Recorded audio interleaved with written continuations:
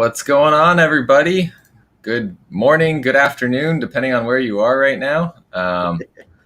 It's a good Saturday though. We're gonna be talking about Hollow Heart #1 today. I got with me No Good Comics. Say what's up to the people. What's going on, everybody? Jeremy, man, thanks for having me. I'm excited. Of course, I'm really excited to talk about this one. This was a really good one to read. Totally. So I'll give a quick shout out to the chat. It all strands comic collection in here and out of here before the show started. Hi, bye. And Travel and Root Beers over here. Hey, Danny, he's our DM for Dungeons and Dragons on Tuesdays and Fridays. nice. We got Hip Hops and Me. We got Steve. John's Comics with Kids. What's going on? Hi, John. Justin, let me know that you gave a shout out to us doing this review this morning. So I Yeah, thanks, really John. appreciate that. I am never really up and moving in time to catch your Saturday mornings. I'm sorry. Perpetual Comics is here from all the way across the pond in the UK. Nice. Nice. And he was actually who I saw was streaming live, and you might have heard some noise when you hopped Yeah. in. Yeah.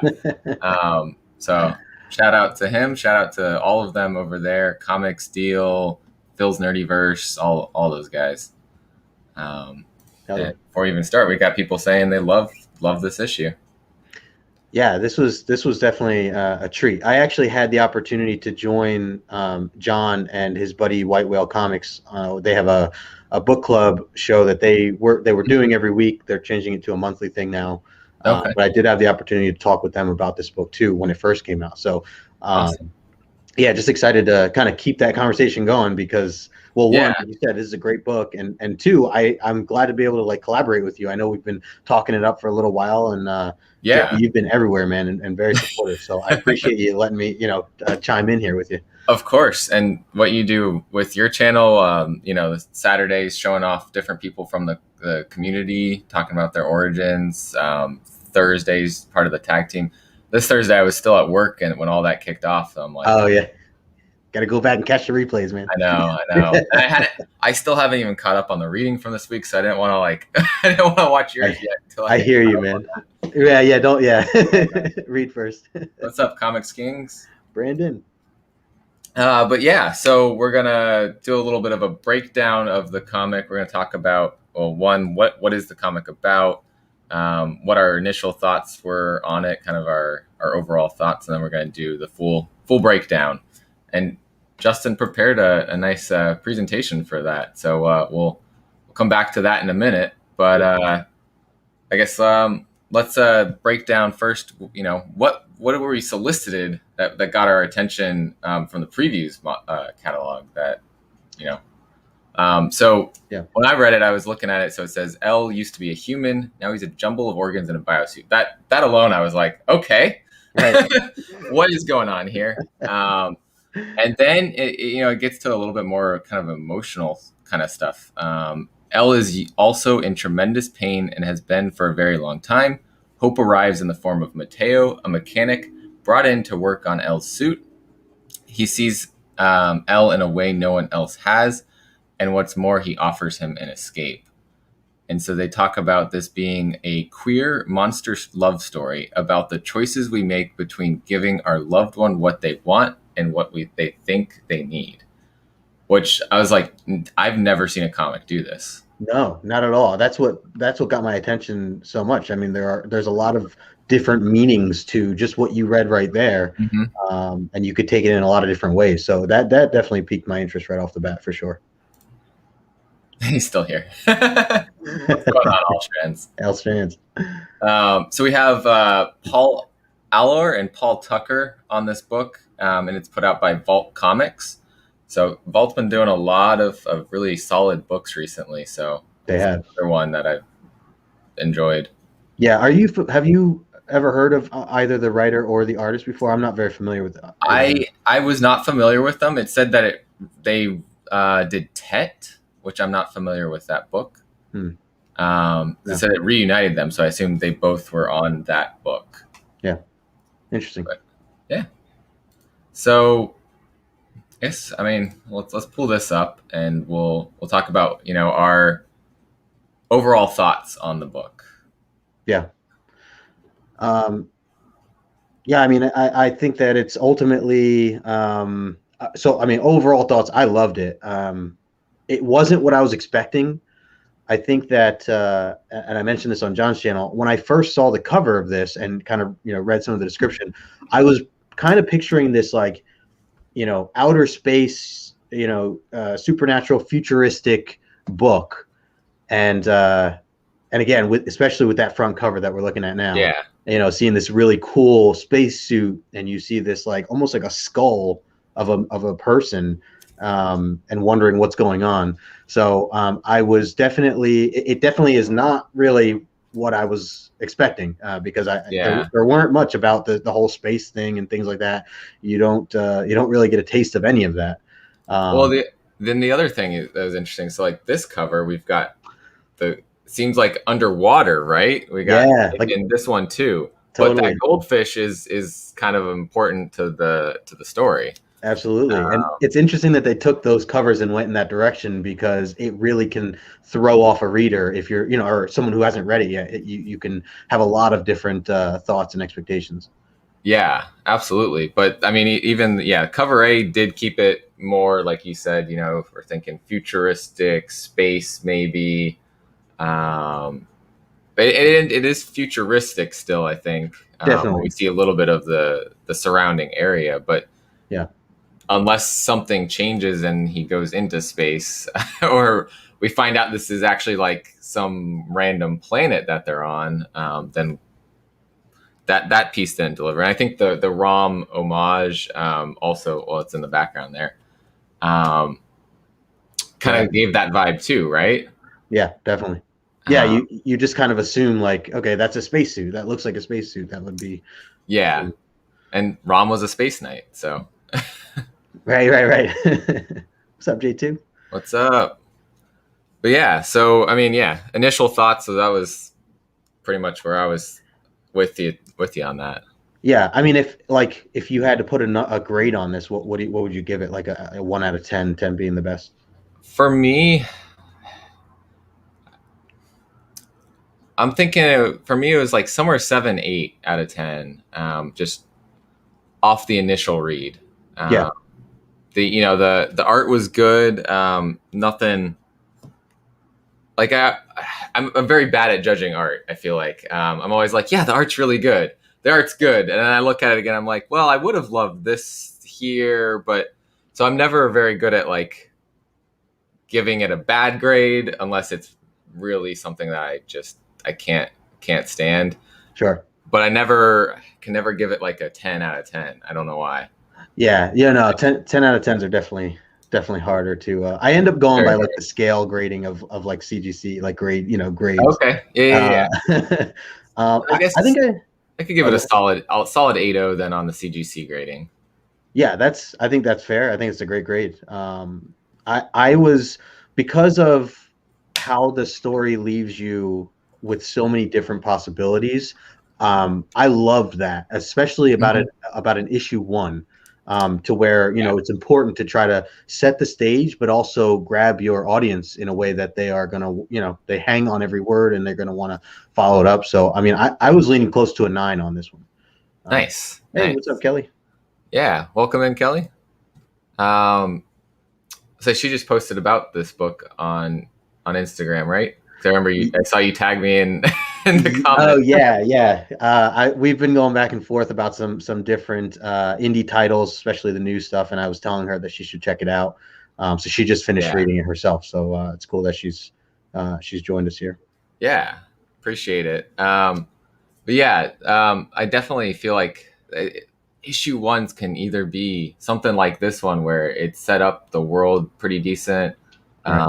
We have all of these possibilities of what could happen next, or that it's kind of like what just happened. Well, So I'm definitely. glad this was on the end of they did a good job setting up what's to come. Right, right. Yeah, no, I totally agree. I mean, don't get me wrong. There's still some huge questions that I have, Oh yeah, but yeah. Like very how intrigued. how did L become L? Yeah, yeah, totally. And that's something to me that I like. So I read this twice through, well, technically 3 times now, but twice through. The first 2 times I read like almost back to back in the same day. I read it at work the very first time, and I was like in the middle of lunch, but I had to like get up and do some things, so it like broke up the read for me, and I missed some things. And because of that, I actually didn't really like the book on that first initial read. And then the one of the biggest things that when I went back to read it again that same night, I started to realize kind of the stuff that you just read in the beginning, where it reminds you that he was once human and he's like robotic, but he's still human. Like he's partially of both now. Right. And that's something that I think plays a really big part. Yeah, absolutely. That one, like, they don't talk about that in this first issue. And so I think that's going to be maybe down the line a bigger story point. But they did put that straight in the solicitation that he used to be human. So what happened that caused him to end up in this suit? And how does that even work? Totally. So I'm looking forward to seeing that come up later on in the book. Absolutely. What's up, Firehawk? What's going on? I saw Joker before. What's up, Joker? Yeah, Joker's in here. Cool. Kelly said she liked this one. So yeah, nice. I guess let's get into a little bit of the breakdown of the story then. Sure. So let me just jump over here. So yeah, I took some screenshots for just several different pages. Didn't catch all of them, but just some of the key moments and events that kind of go on in this book. So right off the bat, I mean, I like this. I like when a book allows you to tell a story with artwork, and then also having other things going on, verbally or as with a narrator, type thing. So because especially like the older books that we read, a lot of the narration almost like explains what we're seeing at the same time. This doesn't do that, and I really like that. As you can see on the left side here, we jump right into this kind of action scene where Elle is trying to escape. He's running down this hallway. He's being chased by some sort of security guard with this giant rifle, futuristic gun of some sort. Yeah. Elle trips him and he like bashes his face in there that you see at the bottom.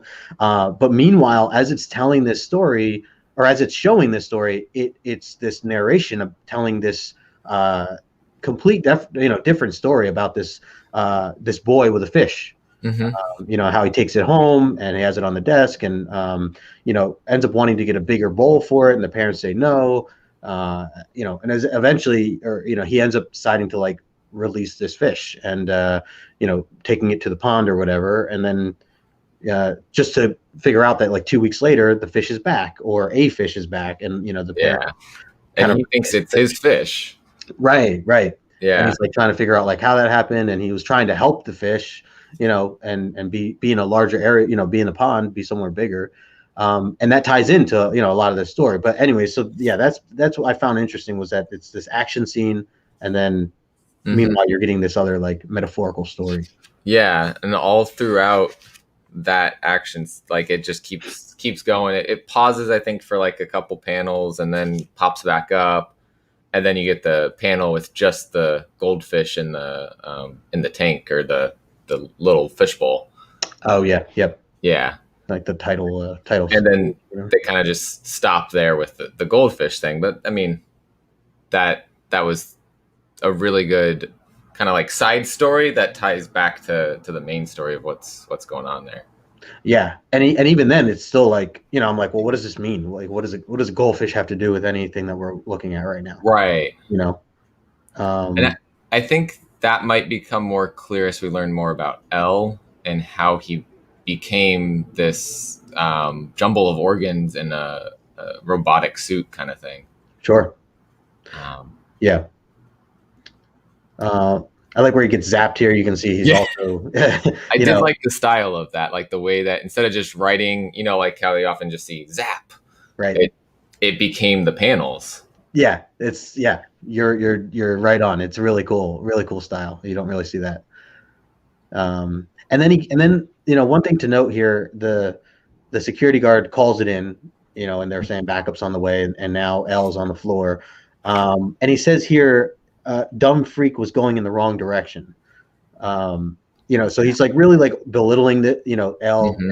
kind of looking at him as like this, like he called him a freak, like a monster, and just like, why is this monster even running? What a Right. dumb freak, So I think Yeah. that kind of plays a part here. Here, I'll go into the. Yeah, and it seems to be that that's kind of the common way that people look at L is he's just some freak. Yeah, He's stupid that he's trying to escape. Um, right. and then we meet Mateo, Mm, who is there to kind of fix him up because of the damage that was done in his escape attempt. yeah. And he talks to him like another person. Um, and for the first time, we hear, or I guess see, L talk. Right. So Yeah, this kind of monotone voice, right? yeah, and he says that I don't know if you might have that on another slide. So Oh yeah, that's pause. right. It is a little. That's right. But yeah, what were your impressions? I guess when Mateo comes up and he's just like treating him like another person, and Yeah, he's like trying to joke with him, and mm-hmm, yeah, like yeah, Mateo seems like a nice guy. He just seems like yeah, a friendly person who's just here to do his job. He doesn't judge L in any way. He's there to, just do his job and help L, yeah, regardless of the scenario. He doesn't bring up anything about him trying to run away or anything like that, or make him feel bad. yeah. Um, And it was right at the bottom right on that second panel or second page is where we see him say, oh, I can respect that if you don't want to talk to me. oh yeah, And L's like, respect? yeah, Nobody's shown me any respect. He's like, I've never heard that word before, right, and that's what gets him to start talking. yeah. He's finally feeling like a person, and like respected in that sense, that someone's giving him uh, credit to just being a person, being himself. Exactly, which is something that I I don't know. We don't know a whole lot about the world yet, but Right. probably not very common that somebody is a jumble of organs in a biosuit, right? Yeah, no. I like that we got that glimpse too, when they open up his chest, and you Hmm. see like some organs, some human type stuff, but then you also see some robotic pieces Lots in of there. wires, and yeah, you see what looks like. I, I'm thinking they're his ribs, but they look a little bit bigger than human ribs. So Right. maybe just like some mechanical ribs of some sort. Yeah. No, it definitely comes off as that for sure. Um, and then I'll jump into this next one. So, and this is still within the same scene where he's, Hmm. you know, he can tell that L is still quiet and sad and doesn't want to talk. And so Mateo kind of looks and really empathizes with him and says, "Oh, right, the camera, let me turn that off." And he shuts it all down, or at least we think he shuts it all down. But then, as you can see here on this next page, it's this office or this team that's watching from the camera, Yeah, and they even admit, they're like, does he realize that he doesn't, he didn't turn it on? And the woman there is like, no, he knows exactly what he's doing. yeah. Shout out to Just a Little Podcast and Fable who joined us. Hey, what's going on, guys? Yeah, and I think there was one panel in between the last set and this where he does talk and he mentions that he doesn't like his voice, and Mateo says, "Oh, well, I can fix that.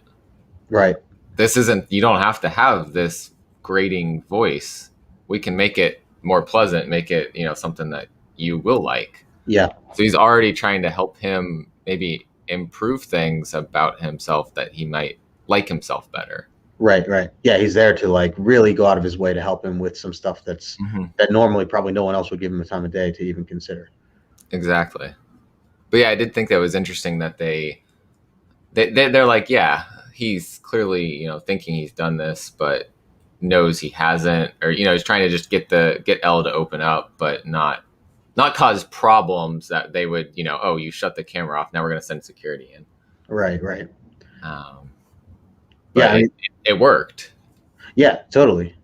And it still makes, I still have this question of like, well, who obviously, who are these people that are watching? Mm-hmm. And then, what kind of information are they looking to get out of this whole process, or this, Right. L opening up? Like, what is that going to do? I mean, he's tied up. The other thing too, we don't know how he actually got out. Hmm. Which, And he's not physically tethered, but there is some sort of tether that they bring up that keeps him there, right? yeah. I might be getting ahead of us. No, it's Uh, okay. It's on there. He says it in the red lettering there, pink red lettering. That yeah, there's a tether. So he says he's going to try again. So he knows the tether's keeping him there, but right. he also is going to try to escape again, knowing what would happen if he does that, if he succeeds. Yeah. So that's a big part too. And actually, let me see. Did I put that in here? Oh no, it goes right into the bar scene. No, that's a big point too, because it's like, well, then why is he trying to escape if he knows that he will die Hmm. if and when he does escape?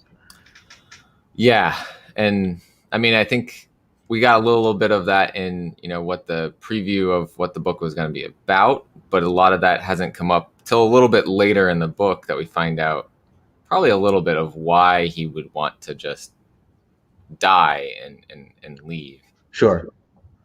Uh, But yeah. at this point in the book, we're looking at it and it's like, okay, he knows he's going to die. Interesting. Okay, what's the motivation still to leave then? Right. Like, maybe is life just that bad that he wants to get out, or Yeah. I mean, if you look at, I've never seen like a skeleton face that looks like it's showing emotion. totally. And that's And something that really got my attention. like you can see the sadness and I guess he does really have some eyes back kind of hidden in the skull a little bit, but you see the sadness in there. Yeah, big time. I love that there's no words are need to be said. Like, you can just feel that expression just within the eye. You don't even see the whole face, just his eyes. Yeah. And that's So not the first time either, or right. it's the first. That's not the last time either. We see it a few other times here as well. Absolutely. So yeah, so that's where they kind of introduced that tether part. I don't think I actually had that in the screenshots here, but yeah. So I mean, then after that, that's where it changes scenes, and we see Mateo at the bar with uh, the security guard who Hmm. initially tackled L, or recaptured L in the beginning. Um, Yeah. And the security guard didn't realize that they weren't escape attempts. He thought that's what they all he was trying to do was escape, but right, now Mateo's kind of cluing him in. No, he's trying to kill himself. right. These are more suicide attempts than escape attempts. Yeah, and that's something that I picked up more on the second time around, because I was still kind of asking that question of, like, now that we understand that he would die if or we understand that he understands that he would die if he were to leave, then yeah, like you're saying, like, these are not escape attempts at all. These are, in fact, L trying to take his own life. And then again, which leads us back to, as you mentioned, like, what is the motivation? What, like, is it just so bad there that he just doesn't want to live, or is he just ignoring the fact that he has this tether? Is he just hoping that he can work it out? Yeah. And then there's this back and forth between the two. It seems that Mateo and this gentleman, they've had a relationship in the past, Hmm. or at least a one-time thing, from what it seems like. Yeah.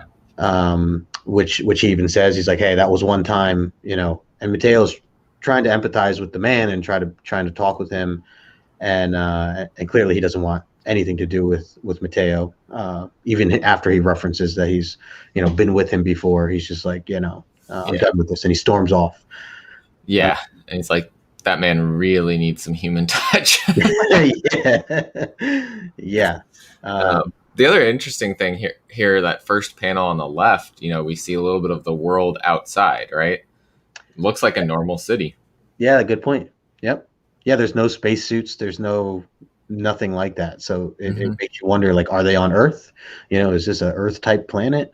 And if so, then where is L? Is he is he located at some government location or underground, or are there just two separate places that we just aren't aware of yet?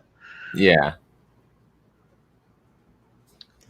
But and then from there, this is still the bar scene. He's as the guy storms off, Mateo gets this text message from some what seems to be like a dating app, Mm-hmm. like Tinder or something, and this guy Thomas pops up and is looking to meet up. Yep.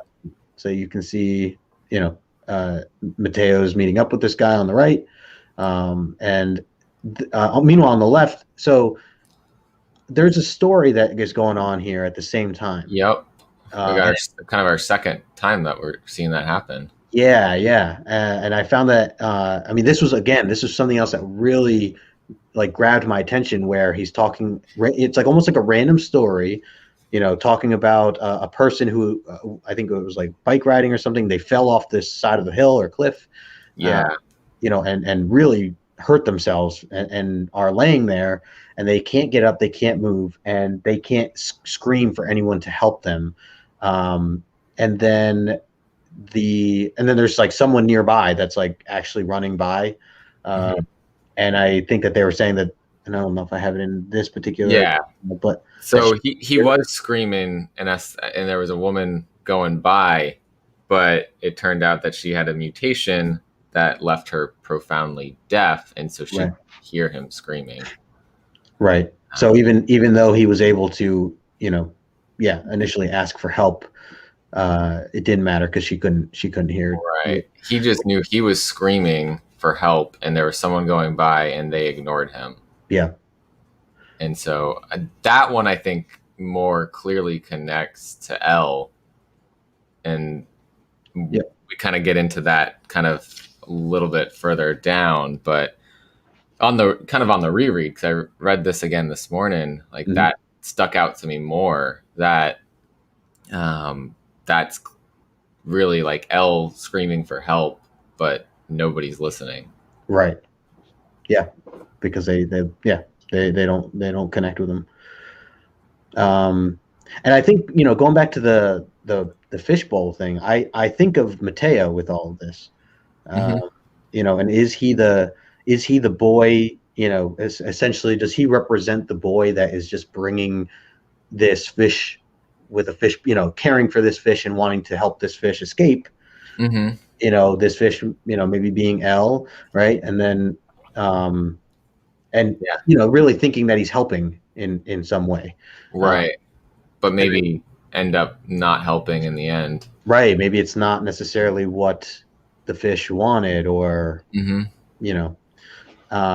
so I'll jump to the next page here. But this is, essentially after that moment. Oh, I should note too, in this scene here, in the sex scene here, it seems that Mateo is very focused on other things. His mind is on other things. Yeah. And I think it's all obviously tying back to thinking about L and thinking about just this whole event that happened with L trying to escape, and the guard taking L out, and then him just like meeting L and trying to get to know him. So he doesn't really seem really enthused or into what's going on in this panel. I think this is a good point from John. He doesn't think his motivations are truly altruistic motivations, that there's maybe something in it for him, or I guess actually probably, like if you go back to like thinking about the fishbowl, he, like you said, it's not for the fish, it's for what he thinks is the right thing, or it's helping him feel better about it. Right. So it's almost his own reasoning. Yeah. So no, that's a good point. I agree. I think we'll see some of that come out. Maybe he's hoping that he'll make, some sort of real connection also, or something like that with L. Sure. And this is kind of the, towards the back end of the book here, where we see him determined to, or making the decision that I'm going to help. Or he says, even in the panel here, listen, I've decided I'm going to help you. And L's, saying, help me escape. Mateo says, yes, but not how you. He's like, I'm going to break the tether. and set you free. Mm-hmm. So that little part right there is so eye-opening to me because Elle is saying, wait, you're going to help me escape, and it really highlights it in capital letters, pink letters, and I think that, and Mateo kind of corrects himself as he says, no, I'm going to help you. He's like, I'm going to break the tether and then set you free. I think that they might be talking about two separate escapes. Mm-hmm. Um, I think that L is saying the word escape, but is referring to, ending his own life. And Yeah. meanwhile, Mateo's like, no, man, I'm going to help you, like, get out. Like, you won't have to die. You can go live somewhere. You can be like free. Yeah. And to do so, he has to, be able to come back and see him again and again and again. Yeah. And so he does something to, have a reason to come back, which is kind of breaking something. And he's like, don't worry, it's not going to hurt. But Elle knows it's going to hurt a lot. Right. And he And that's chooses what not kind to of, say anything. yeah. And that's what clues us into the fact that he's probably in pain all the time. And I Yeah. mean, we know that from the previous solicitation, but Yeah. it's not come up in the story until this point where we really see he knows anything that's really done is going to hurt him, and so he's probably always in some level of pain. Mm-hmm. And maybe his motivation to die is because he wants to end that pain. Sure. Yeah. Yeah, absolutely. And at least here, like, he's biting his tongue in that he's not saying anything because I think he's just appreciating that someone is trying to do something good for him. Yeah. And he doesn't want to ruin that moment or that connection. So, and yes, Mateo is genuinely trying to do good. And he doesn't know, like, he thinks it's not going to hurt, but clearly it's hurting.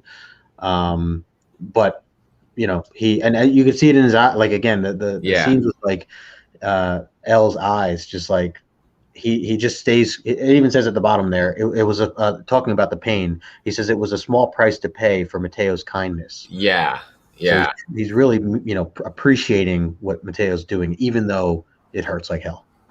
Absolutely. Yeah. And that's just, again, a skeleton head that you see real good emotion, like that's awesome. Totally. Um, Yeah. No, I definitely appreciated that. Oh no, this is right at the end here. yeah. So, yeah, he goes, and that's that. He says, that's it. So rest up, my friend. Um, the dialogue or the narration here, I think, is really powerful. Ella saying, sometimes we scream in vain, our wretched cries falling out on deaf ears, and so we die alone. He says, desperate for connection, we die alone. Other times we stifle our scream. Either way, the results are still the same. So whether you are screaming for help or you are essentially trying to keep it quiet, the results are still the same. That you feel like you're dying alone and you're in pain. I thought that was really heavy moment for him to be, like, kind of saying this, and then at the end, him saying, "But imagine a world where everyone can scream and be heard." Mm-hmm. And you see also he's now kind of buckled over in pain. He's bent over down on the ground. Right. Now Yeah, that he's no longer. Mateo's left the room. Yep. And that's where this ties, directly back to the hiker who had fallen down the trail and was in pain and screamed and nobody heard him. Right. Um, Yep. And that's where, yeah, you're absolutely right. I mean, that's where it kind of, I mean, both of those stories in the beginning, or the one in the very beginning, and this one, how it ties into this is so, again, right on point with, where we're left off. I think I just Kelly was saying, I feel like I definitely need to reread this. You both picked up on things. Yeah. well, you've done 3 reads now. I've done 2 reads. Yeah, it is. I do think it's a book that you need to kind of reread and pick through things again. And I didn't really pick up on I read those other stories, but didn't really pick up on the meaning until that second read. Right. Totally. Which Same thing. this whole last bit here that about screaming and either way the result's the same. All of that. It was just very powerful, emotional piece to the story there at the end. Yeah, big time. And it still leaves you with a ton of questions. We don't get Yeah. what world we're in, or where this takes place, or why this takes place. But I think to some degree, I think that's one part that I like about this story, is that you don't necessarily need to know those details Mm-hmm. to understand this relationship and to understand L and what he's going through, just as an individual. You know, um, Yeah. I've heard, people have asked, and they've brought up points of like, well, where are they? Even as we talked about in the beginning, like, kind of why is this happening? How did L get to where this is Mm-hmm. now? But I think ultimately the big picture is those details don't really matter. It's just more focused on kind of like the preview said, the relationship between the two, and how one thinks that they are, helping another, in a way that maybe the other doesn't really want that help. I think it's actually very relatable to real life. Yeah. Um, you know, Absolutely. yeah, I mean, we may have friends or family members, who we've either done this for, or who have done this for us, Mm-hmm. where they think that they're helping and they're not, or we think we're helping and we're not. Um, so I think that it can also just hit home for, depending what experiences you've lived through. Yeah, and that a lot of that's like end of life type of situations and care where someone may be in a lot of pain and just wanting to die. I think Right. this is the perfect metaphor for all of that, just in a futuristic looking robot suit instead of Right. your family member. Sure. Um, Yeah. so I agree that we probably don't need to know a whole lot about the world other than kind of the relationships that are being built within the world. Mhm. The we did get kind of a look at the government facility that he's True. in, That's true. And maybe we'll get more of that. and there's a helicopter flying outside of it, so it's not like we've got hovercrafts or anything odd like that. Right. Even just a regular car. Mateo's just driving a Cars, car. right? So it's I guess a not so distant future maybe, Hmm. where they somehow have the technology to save someone in a biosuit. Right. Yeah. And then it's just really like, why are they doing it? Is it testing? Are they trying to, like you asked, like, I am very curious, like, how did L get into this situation? And is this something that can be undone? Uh, Right. can they return L to his full human form? Or maybe, again, maybe L doesn't even want to get to that point now because he's been so tortured, or so, Mm. you know, uh, experimented on, that he just doesn't want to live. Right. Yeah, that's kind of the big mystery going forward is why is L there? Yeah. And And where does L go? That's the other thing too. yeah, Like, if he does escape, right. I feel like he's going to be pretty noticeable.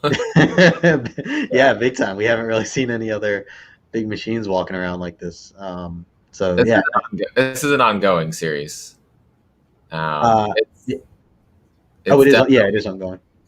or I don't know, maybe it's a mini series, but Okay. it's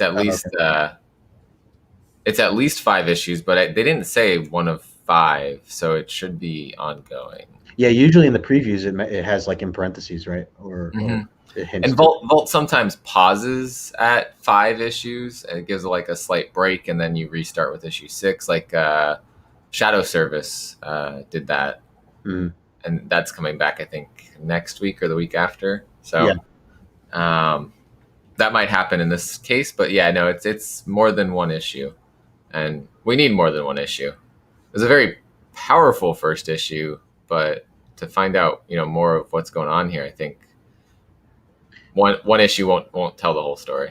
Right, right. I do think that, I mean, so you highlighted what Taylor said before, Mhm. that he would be satisfied with, if the issue did end in this way. I actually, I feel like I would be, I don't know if the word satisfied would be used, but I would, or he says happy, he'd be happy. I think I would be happy with it too. I mean, don't get me wrong. I'm glad there's going to be more, and I do want to know Yeah. more. But I do think it was told in such a way that it really could be just this, almost like the issues from Haha, like that have been coming out. Those are kind of like one-offs that have a lot of detail and a lot of emotion, but at the end of Yeah. the day, it's like kind of ends. But I wouldn't be mad. I wouldn't be mad. I guess I'm saying if this were to be just if they just said, hey, here is a solo issue one time, this is all you're getting. Yeah. I would be happy with reading it still. I can see that. I just have a lot of questions left. Totally. No, yeah. Don't My get me wrong. curiosity wants them answered. So For sure. that part of me says no, not satisfied. I need more. But right. yeah, it does end on a really powerful note, and Yeah. I think I can see how you could say, okay, that was cool if it was just one issue. Right. It just leaves it so open, like there's so many ways to take this, and so many different. Hey, what's up, Chamorro? What's up, Chamorro? And yeah, issue 6 Shadow Service will be back soon. Get back to the MI 666. I gotta check that out. Actually, an organization that's in it. It's written by Kevin Scott. I forget. I don't think he's the writer on Star Wars High Republic. I think he's the writer of one of the Star Wars High Republic books, though. Oh, yeah. Okay. Or maybe Adventures. Actually, no. Charles Soule does that. Maybe he is the author on High Republic. Oh, on one of the books. Oh, yeah. He's part of the. I'm blanking. He's part of the Star Wars High Republic stuff. Adventures is done by actually someone who lives near me. Oh, nice. Let's see real quick. I think he's on High Republic. Yeah, he's the writer for High Republic. For the comic book. The comic book. Okay. Yeah. I'll say I do recognize that name, or I feel like I've seen that recently. Yeah, and I didn't make that connection until recently, and when Vault posted it, it was coming back, and they posted a reel that Kevin Scott had created to advertise 6th issue coming back. Right. I was like, oh, wait, I know that name because he was on Team Nerd Herd. A couple weeks back. Yeah. What's up, Copy? So that was that was a kind of cool like light bulb moment, realizing, oh, I like this author over here. Right. They're doing this other stuff too. Okay. But yeah, I'd actually been reading Shadow Service from when it came out. I just picked it up off the shelf. I was like, oh, this looks kind of cool. And then I read the first issue. And I was like, yeah, sign me up. When you first mentioned it, I started thinking about Shadow Doctor. And I'm like, oh, no, wait, I'm getting them mixed up now. Yeah. There's so many books. I know. That was a good one, too. Yeah. I'm glad we got to talk about this one because I hadn't gotten to do that yet. Totally. And this is it. I don't have you can I don't know. Close this Wasted out. Space. I don't know that one. Do you know that title? Oh, no. Let me see. Wasted Space. Oh, it's a Vault book. Okay. Oh, wow. They're on issue, 20 is on new releases and upcoming items. Oh. In shops. Oh, they just came out this last week. So that's a pretty long, ongoing Vault title. Nice. Yeah, I've heard great things that Vault's been doing. I'm glad that I picked this one up, and me too. I'm definitely looking forward to the next issue. Yeah, and I think let me look that up real quick. See it's probably soon, right? It should be within the next week or 2 weeks. Yeah. Let's see. That's issue 2 is out March 24th. So not this week, but the following week. Okay. Do you see if there's a couple covers or if it's just cover A? Let's see. I'm just curious. There's a cover A and a cover B by Hickman, who did this cover here. Oh, okay. Yeah. Nice. Yeah, and see now that cover makes a little more sense, right? Yeah. Once you dive into it, can you hold it up for a sec? Oh, never mind. I have this first. I was just gonna show this real quick. So there's the two. Helps if I We'll zoom in. Oh, well, I guess that zooming did absolutely nothing. There you go. Oh, wow. So So they there's a hit a second second print. print Nice. also coming out that same day. There's cover A by Tucker, and then cover B by Hickman. Look at cover Oh. book 3 here. Oh, wow. Okay. Dang, Man, looks like something's going on there. like fire. Yeah, yeah. And there's like pain. You see his face. Yeah, One guy's face. and then they're at home having dinner together. Oh, that's four. Oh, That's wow. 4. I mean, I guess All right. that's the cover. That doesn't mean that's Sure. what's happening, Right, but right, right. That's yeah, cool though. yeah, Well, awesome. I'll So we definitely got be getting the not that second long. print. Yeah, no, that's not bad at all. So that was Wasted Space. He's saying Oh, Michael okay. Morikai, writer of Plot, also writes Star Wars adventures, Hmm. not High Oh, okay. Republic adventures. Nice. Awesome. Yeah. Final thoughts on the book. Any other Um, things you want to add in, or I mean, talking about it change your opinion, grade, anything like that? no, yeah, I really enjoy it. I think that it's a good. I would recommend it to anyone who is looking for something different. Yeah. Maybe they're, whether you're tired of the superhero stuff or you just need a break or you just want to, you know, change gears a little bit and try something completely different from what I mean, I feel like it's like more of a novel the way it tells the story, but Yeah. or I guess a graphic novel, I guess you call it, but like, it's not your typical comic book, and Mm-mm. it doesn't really give you. I mean, yeah, there's no like the ending. It's a great way that it ends, but it really just leaves you with, as you mentioned, like just more questions. Right. And Um, reasons to come back for issue 2 and 3 and 4. right, right. But I do think that anyone who's read this, or if you're about to read it, I would recommend to give it maybe a second read through. Just there's a lot to pick up in this book, and if you don't, like, I feel like it read fast, so I think it's easy for anybody to kind of just skim through it quickly and then Yeah. just kind of be like, what did I just read? I do think the second time helps. Especially if you read the like goldfish part and you're like, I don't know if this is even something I need to read, and you just want to read in the dialogue. Sure, sure. Go Yeah, back, read that part, read the part about the hiker, read all of those extra little stories that really, I think that drives home the emotional impact of the book. absolutely. And it makes you think, because it's like, well, who's who? Is Elle the goldfish? Is Mateo the, like, who's playing what in these stories, and why are they sharing them? And then meanwhile, you got to pay attention to like the background, like, because things are going on in the background. Um, like in that beginning, seeing Elle being chased down and all this stuff. Like, you got to have a mindset to grab what's going on image wise, but then also have an understanding that there's this other story that has nothing to do with this part, but it's still important to the story. Absolutely. Yeah. I think I'd actually bump mine up to a 9 after talking Nice, about it more. nice, So, nice. yeah, I, I think the more I talk about some comics, I'm like, okay, I like this more now. I'm, getting that, hearing other people's thoughts and hearing pieces that maybe I didn't think about with the story. Absolutely, just different Brings it out. perspectives. Yeah, Exactly. yeah. Exactly. No, I love this, I love how you've been doing this a lot now with a couple other members from the community, and it's a cool way. I like to chime in and listen, and just, again, like you said, like, you just pick up things that some other people looked at in a different way, and sometimes that helps, or it unlocks something. So Yeah, absolutely. yeah, So I do kind of back and forth. I do my own kind of hmm, separate reviews, and then I do some with other people.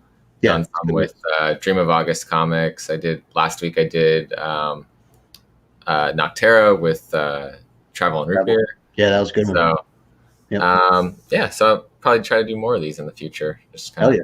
there's so many books to do reviews on. I know, I know. It's hard to keep up. This is the one I want to do one on. This is Yes, another powerful totally. emotional story. Yep, I am with you there, man. I'm looking forward to a second issue of that for sure. Uh, Absolutely. Chamorro enjoyed the heck out of this book. nice. Yeah. But yeah, so thank you for being here. Thank you for doing this with me. Dude, yeah, man. Thank you so much for having me on. Of course. Like I said, we've been trying to collaborate now, and I'm glad that we're able to set something up. And I know it won't be the last, that's for sure. And I have Yeah. you coming up eventually on my show, so that I'm looking forward to that too, for Yeah, Origins. So absolutely. And coming up in about 23 minutes, you've got the Magic Lasso on for his comic origins, right? yeah, I'll have Ryan on the Magic Lasso from Instagram as my guest. So I'll be picking his brain and seeing a little bit more on his background of how he got started with comic books. So So I'm looking I forward to that. dropped the link to that in the chat. The link to Justin's channel is in the description also, so please be sure to go subscribe to his channel and go catch the upcoming origin story. I appreciate that, man. And Sparks, I just want to say, I love what you're doing, just in general. Love all the content that you're putting out there. I think that you're a really big piece to this community. Thanks, Um, man. so just keep doing what you're doing, man. I love it. Thank you. I appreciate that, really. Um, Absolutely. and what you do with the origin story is just like, there's people that, I'm like, who is this guy? And then you watch it, you're like, oh, this is a cool guy. So, it gets them some exposure out there to the rest of the community. So it's a Absolutely. good thing that you're doing there. I appreciate it. Yeah, there's some good people out there. Yeah, and Chamorro is one of them. So go check. I think he just did a Proctor Valley Road review. I haven't gotten to check it out yet, but Yes, you did. go check out Chamorro. Hell yeah. It's another good So book. thanks everyone who's out there in the chat watching or catching the rewind. I appreciate you guys, and we'll catch you guys next time. Peace. Helps if I hit end.